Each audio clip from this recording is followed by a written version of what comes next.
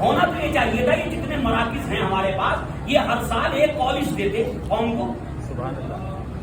ایک کالج دیتے 50 کلومیٹر کے ایریے میں, وہاں بورڈ لگا دیتے جو بھی یہاں آئے گا صرف 500 روپے دے کر کے چلا جائے. جو بھی مرد مومن آیا یہاں پر وہ صرف تعلیم کے لیے, قوم کی ایجوکیشن کے لیے, بچوں کے لیے 500 روپے دے کر کے چلا جائے.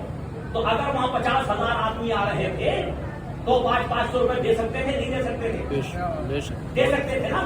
تو ہر سال میں اگر وہ کالج نہ بنتا, کسی اسکول کسی گاؤں کے اندر ایک نرسری اسکول بن جاتا. بہت اچھا. تو 50 سال میں 50 گاؤں میں تو نرسری اسکول ہوتے. بالکل. اور فرما رہے.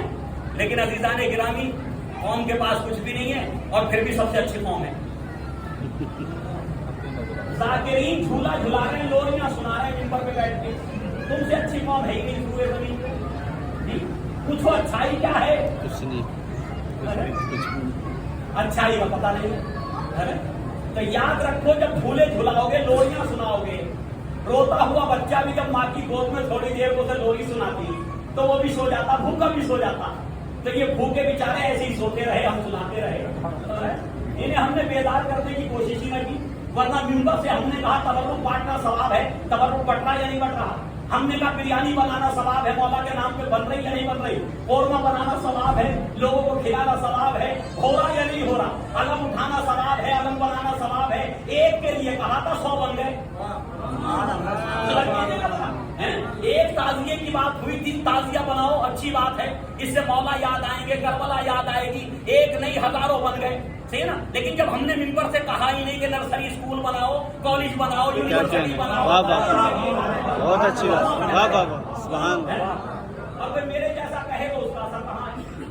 اس کا اثر نہیں ہوتا. کہنا تو انہیں تھا کہ وہ واقعی 62 لوگ تھے, لیکن وہ نہیں کہتے.